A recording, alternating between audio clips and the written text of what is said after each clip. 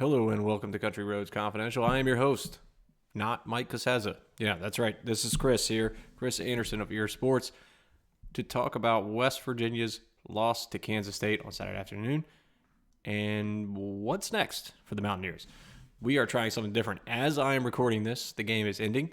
Mike is in the press box, likely making his way down to the field and into the media room to speak with head coach Neil Brown, as well as players and assistants, whoever is made available after the Mountaineers lost today. This loss officially pushes WVU out of bowl contention. They will have at least 7 losses, with one game remaining next week at Oklahoma State. Let's focus on this game, though, starting with the big news right before the game that quarterback Garrett Green would get the start. This was something that Ear Sports had reported in the morning, something we've been hearing throughout the week, that Neil Brown made the decision not leading up to the game, not later in the week.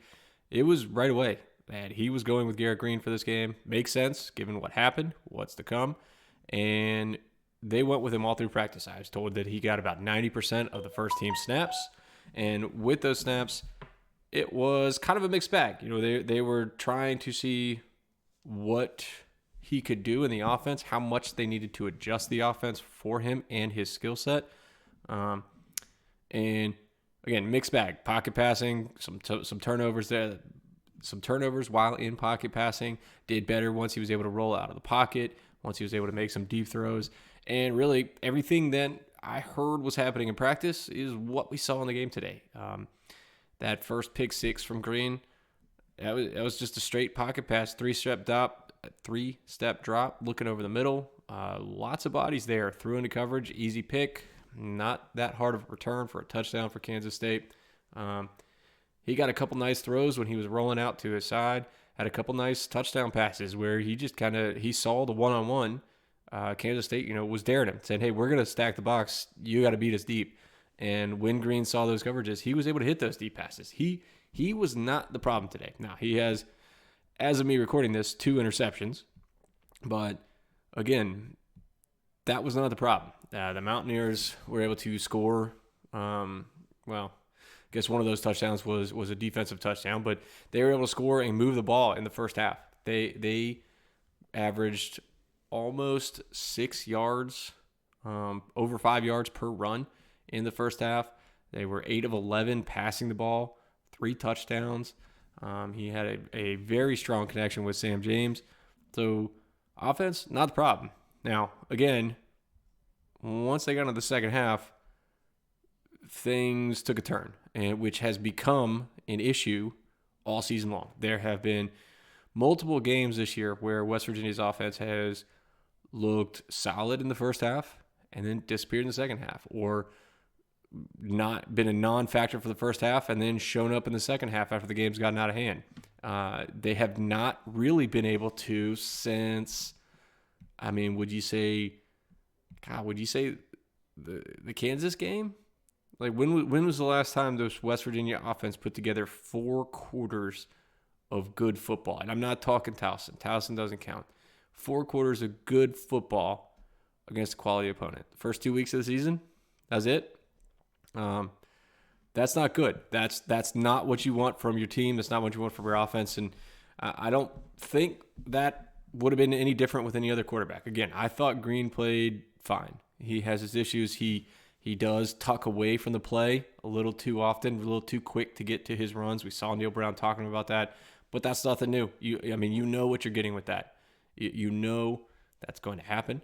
You know he's going to do that, but you also know that sometimes that results in a 10, 12, 15-yard run instead of an incomplete or a sack. So you take the good with the bad. You know that's what's coming. He, of course, was a man down with Caden Prather ruled out prior to the game. Again, something else we reported on the Ear Sports VIP board. Prather got dinged up in that last game. I mentioned it as it was happening. He got hit hard in that Oklahoma game. Stood up and was doing, what do they used to call it? When you get your bell rung, and he's shaking the cobwebs out, and he's smacking at his helmet and shaking his head, and those are the plays where that neutral doctor that's watching is supposed to be stopping the game and asking him to come out. Never did. I made a comment about it as it was happening. Turns out that may have actually been a little dinged up there. I don't know if we want to go so far as the C word, the concussion word, but that is what kept him out of practice all week long. He is one of those players that is talented enough that he could, suit up without a whole lot of practice. But I think it's better to be safe than sorry, especially if it was a head injury, especially when you're this late in the season, in a season that at best you're going to finish 6-6. So keeping him out, smart move for Prather. Unfortunate for Green because it takes away another one of his weapons and that offense's weapons.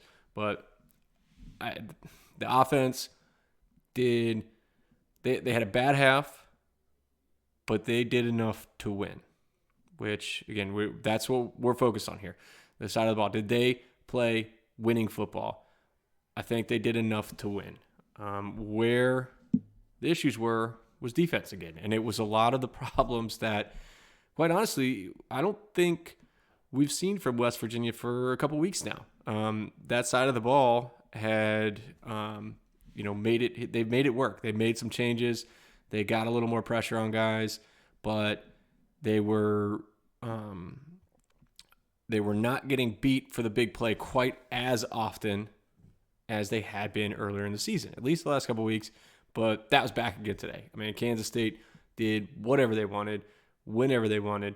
I think, honestly, the only thing that wasn't working was just traditional hands off to Deuce Vaughn. That was about the only thing on offense that wasn't working for Kansas State, handing off to their All-American running back. But what they did do well with Vaughn was, boy, did they use him as an excellent, excellent decoy. Every time he moved, every time he went in motion, every time he went out and lined up as a receiver, West Virginia was moving guys around. And again, as I'm recording this, they haven't thrown it to him yet. They have not thrown it to him yet. And I think that was by design. West Virginia kept focus on him. They said, okay, fine. We're going to motion him to the right, and then we're going to throw it to the left. And we're going to hit this guy one-on-one and let him do his work. And that's what happened. And they found a ton of success with that, and they were able to chunk off some big, big plays against West Virginia. Looking at it right now for the big plays. Where is that at? Away team. Big plays. 8 passing plays over 15 yards and another 3 running plays right now over 10 yards. So they were able to get some chunks. And a couple of those, again, were things that, you've heard Mike and I talk about on this podcast, that it's not the pregame coaching and the practice coaching. It's the in-game as it's happening coaching that you're just looking at it going, stop play, call timeout. On the 49-yard touchdown run by Giddens for Kansas State, they started motioning to the right, and West Virginia's defense looked completely confused. Absolutely completely confused. They had no idea what was going on. They were running back and forth. They were screaming at each other. Coaches were yelling from the sideline. Those coaches shouldn't have been yelling from the side. They should have been yelling timeout to the ref. They should have been calling a timeout. And the end result was mass confusion on West Virginia's defense. Kansas State runs a gap counter to the left side with some pulling guards, and they have 2 pulling linemen going to the left side with only 1 West Virginia defender to block.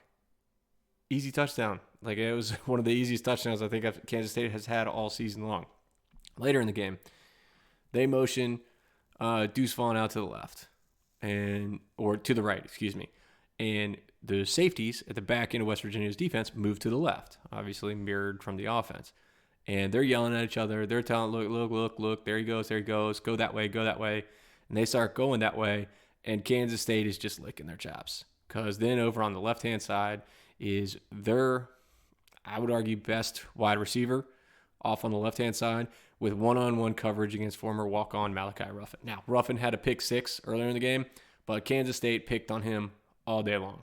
That was a great play on that pick 6, but Kansas State found a lot of success throwing his way throughout the game, and they did it on this play. It was just a simple hitch, had one-on-one because the safeties moved to the left side of the field. There was nobody back behind him, so as soon as he spun out of that would-be tackle on that hitch, he was going up the sideline for a touchdown. Again, is that pre-game practice issues? Maybe a couple little things in there you need to work on, But a lot of this, hey, call timeout. If the defense can't figure things out, no sense in saving timeouts for later. You got to call timeout there. You have to get this figured out so that defense can make some stops in some key spots there. And West Virginia wasn't able to do it. But ultimately, was this going to make a difference? Again, this makes West Virginia, no longer eligible for a bowl. West Virginia would have had to have won this game and gone to Stillwater and beaten Oklahoma State just to get to 6-6. Highly unlikely, but this now makes that official, ineligible. And what's next for this program? I think this goes back to my comments a couple weeks ago about how the people even higher than Lions had screwed this up so bad. They had waited and delayed and heed and hawed and not made a decision one way or another for so long that they put themselves and this school and this coaching staff and this team in a no-win situation. Because, as you saw, they had to make a choice. They made a choice to fire Lyons, athletic director Shane Lyons. And now once they've made that decision to fire Lyons and they're looking for an athletic director, that puts Neil Brown as essentially like a lame duck coach, because it is very rare for a head coach to stick around with a new athletic director, especially one that is maybe on the chopping block as it is. But West Virginia has to hire a new athletic director before they can fire this coach and hire a new one. They haven't hired one yet. And they were very clear. Rob Alsop, who is the interim athletic director, stepping in right here for the next couple of weeks, was emphatic that they will not make a decision on Neil Brown until a new athletic director is hired. With that in mind, that now makes it so that this final week, you have a coach who is most likely to be fired but is still there. Some players who may or may not be with the team next year, playing in their final game, who playing for a coach who most likely won't be there but is there for right now. And it's going to make for a sour environment, and there's not much West Virginia can do about it, because, again, they either stick with what they said and it's going to be an awkward situation for this last week, or they just not lie, but they go back on it. They just go back on it and fire him, which, again, I'm not expecting. I fully do not expect that. But they've, again, put themselves in a tough situation, which has made this even harder on Neil Brown, even harder on this coaching staff. And it's just not enviable for any of them. It's not fair to them. And it's not their fault entirely that they are in this position. I mean, you win the games, you're not in this position. But what it comes down to is that a decision could have been made earlier. Things could have been different. And they're not, but they're not. And you have to move forward with it. And so West Virginia fans, the West Virginia football program, this coaching staff, these players, even all the way up in through the administration, have to be, hey, we're all professionals. We have to get through this last week.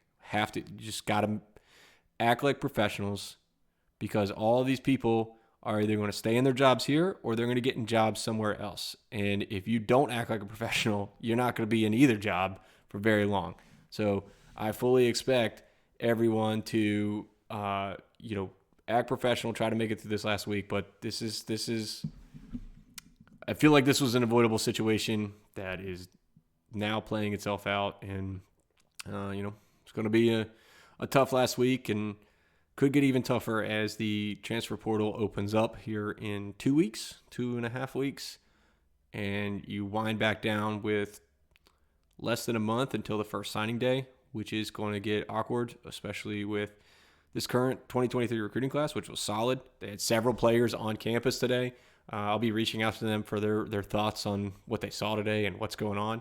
But honestly, they're high schoolers, but they're going to be professionals too. So I imagine they're going to be playing it cool and, hey, hope it all works out. Love West Virginia, all that. Right now, kind of is what it is, and I'm not sure anything's going to change until a new athletic director comes in, and what's that going to be? Another 2 weeks? They said 3 to 4 weeks once they made the decision, and we're not even a week in.